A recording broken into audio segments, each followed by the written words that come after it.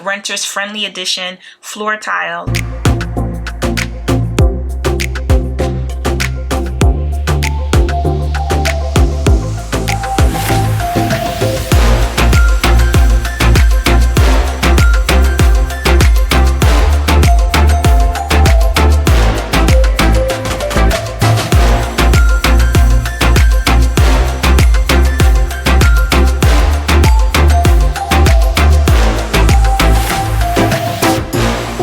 Hi guys, and welcome back to Do It Yourself Sis. I'm Nyamah, and today I will be doing a renters friendly addition to the small kitchen makeover series.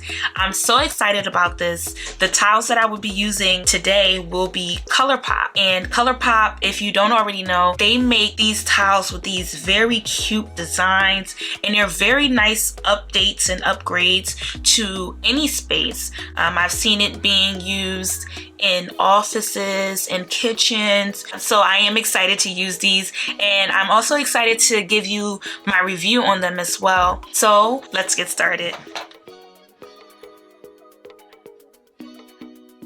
Okay, so the floor tiles that I will be using, it's called Floor Pops. I think I said ColourPop in the intro. Okay, but anyway, let's get started. So before you begin, you want to mop and wipe down your floors. I am using multi-purpose cleaner here, but you can use anything that you would like. You just want to make sure that your floor is completely dry before you begin. Here I am just placing the tiles out.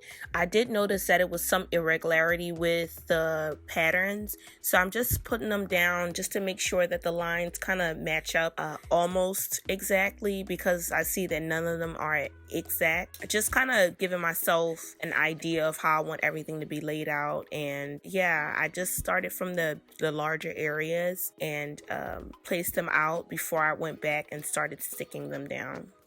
So here I've begun to stick the tiles down, and I'm using my body weight on them to add some extra hold to them, and I'm holding for approximately 5 seconds each tile before I move on to the next. And it is important to make sure you line up the seams and press very firmly before you move on. Notice how I am doing the larger areas of the floor before I go to the corners. Those corner pieces do need to be cut, and because I am cutting them, I saved those parts for last and went ahead and put my little puzzle design together.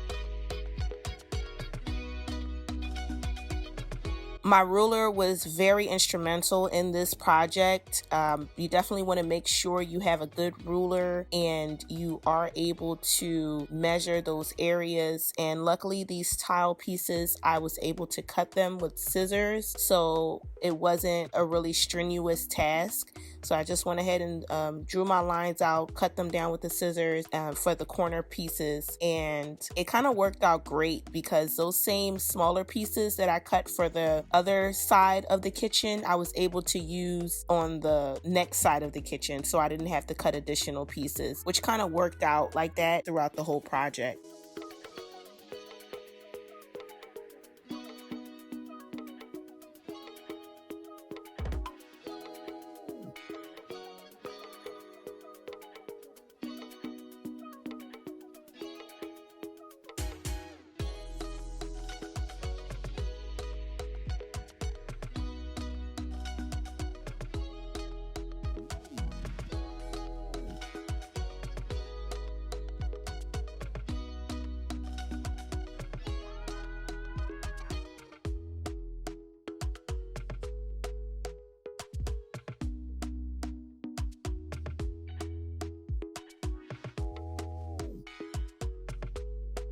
Okay guys, so here's the final project. It turned out really cute. I'm not too sure about these tiles right now because I did experience some of them lifting up, but it is a good little creative way to spice up any small space or any area of your place.